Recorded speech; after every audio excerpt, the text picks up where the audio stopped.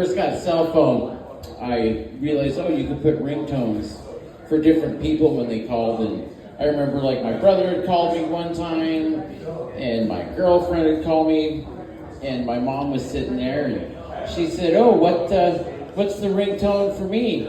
And I said, it's silent. So, yeah, there was that one. And then the math joke. My brother always told me the quickest way to do math, put a $sign in front of it.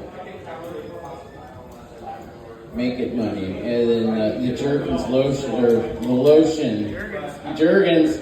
So I always preferred the advanced healing for that, because it just works. But anyway, my wife was out of town one time. And so I thought, hey, why not? We'll go ahead and take care of this. We'll do it ourselves. And it was dark, but the street lights were kind of going through the bedroom, and I could see, I just saw, Jergens bottle right there. So I grabbed it, and I started using it. And after a little bit, I thought, man, this is fucking burning. Like, it's chafing. But I'm almost there.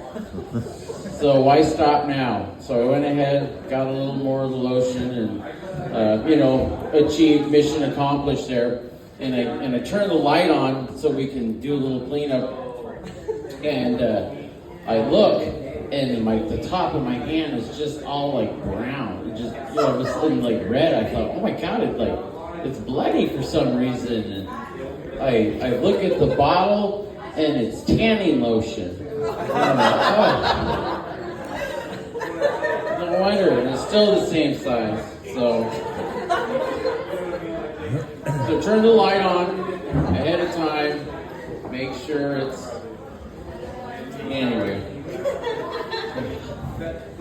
These pants, my wife, we went out and did some shopping today, and she told me, she says, hey, well, since we're going out, get your sweats off and go put your nice pants on. And I said, my nice pants? What are you talking about? And I said, why don't you go find my nice pants? And she brings these down. I put these on, and I said, oh, I'm sorry, these are my uncomfortable, my ill-fitting Levi's. No, these are not my nice pants. I call them bad, but anyway. So, how is everybody? Woo! Good? Good. I kind of came to a realization earlier. I was like, this is sort of sad for me as an American. The fact that I was more sad at the fact that the Queen has been died than the fact that Jimmy Carter had died. Everyone said, well, that's because she was the Queen forever and Jimmy Carter was the next president. And I look at all of them and I said, well, guess what? From my perspective, the whole time I've been alive, she's been a queen and he's been an ex-president. So, I live in this country, right? It's like, come on. I mean, when the Queen died, I was at a job site doing some work and they had the radio on and the song had ended and all of a sudden they started, I could hear God Save the Queen being played. And I thought, well, that was kind of weird. Then I started thinking about it more and I bet you the Queen died. And I finally got back in the rig, turned the radio on and hit noon and I found out the Queen had passed away. And I'm like, wow, it was crazy. So maybe that's why I'm more and more for the Queen, because when I found out about Jimmy Carter, I was down here at Bar 9 Comedy Night and Cookie had made a too soon joke about Jimmy Carter. And so, yeah, still too soon, isn't it? I know, but I just thought, I should be more mournful about the ex-president. The closest I've been to the Queen is probably Victoria, and had Canadian money. That's it. That's the closest I've been on that. So, but has anyone been to the Pink Pony Cafe here in town? Yeah, I know, because it's closed almost every time. I'm starting to wonder, is this a cafe I can bring my kids to? Can I bring my family to this place, the Pink Pony Cafe? It kind of does sound like a gay bar. Maybe there's just male strippers. And that's why they're always closed during the day. I just was wondering if anybody, nobody's been in there. So we'll never know. I could Google it, but there again, yeah, everything Google knows about us, it might be pretty bad. So, what else do I got here? Oh yeah. So here we're gonna tell a story. I didn't get much time on this one, but I work at a place and we sell chimneys and fireplaces and shit like that. It really doesn't matter, but we're online looking for something, and they've got an automated chimney cleaner. It's got this little round thing. It's got 4 wheels that spin out, and you put it at the top, and it drives itself down and cleans your chimney, and then it comes back up. And I thought, well, that's pretty impressive there.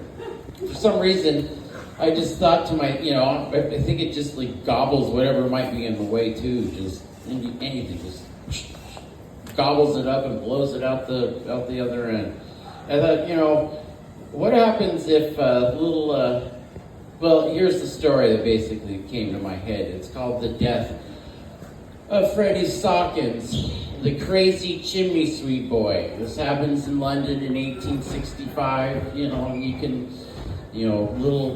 They had little kids climb up chimneys to clean these things with brushes. So little Freddie, he was always talking about the future.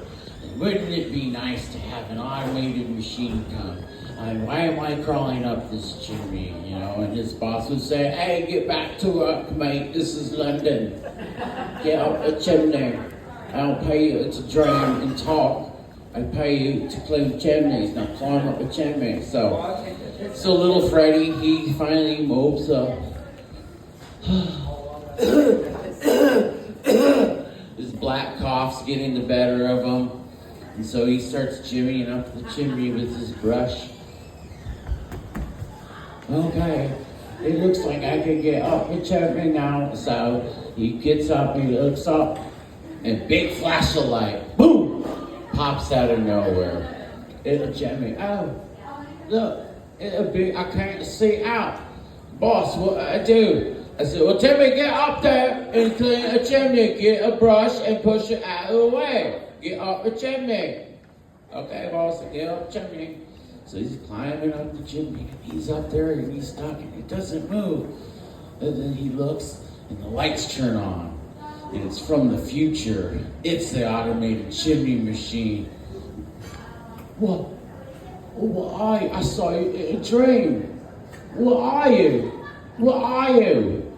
Lights come on. Obstruction, obstruction, obstruction. It's got me here, sucking me up. Oh! And that is the death of little Freddie Sawkins, the chimney sweep boy.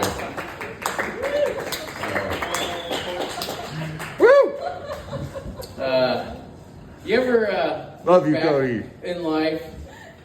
Little Freddie Sawkins. Do you ever look back in life sometimes and people say, "Oh, you should write a comedy. That's funny. You should write something like that." And like, yeah, I should. I could make an edgy comedy out of my life and the stupid stuff that I've done and everything out in life. And then I started thinking about it. And I thought, you know what? I don't think it would really be an edgy comedy.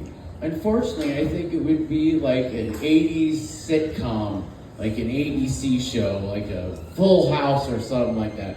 And my little stories, like, that's the edgy comedy. No, that's the moral of the story of what not to do. It would be the kid getting caught, like, oh, your friend's dad's store burnt down. Oh, you guys were sneaking and steal cigarettes? Well, that's taking money from his dad. Oh, we didn't know. We're sorry. We'll pay it back. Oh, you drank the booze from your buddy's grandpa's liquor cabinet since you fill it back up with water and hope he wouldn't know. Oh, I'm so sorry. I feel like all these stories would just be the moral of the end of the show would be like, no, don't do that, kids. You need to make a different choice in life. So, anyway, thank you. Everyone have a good night.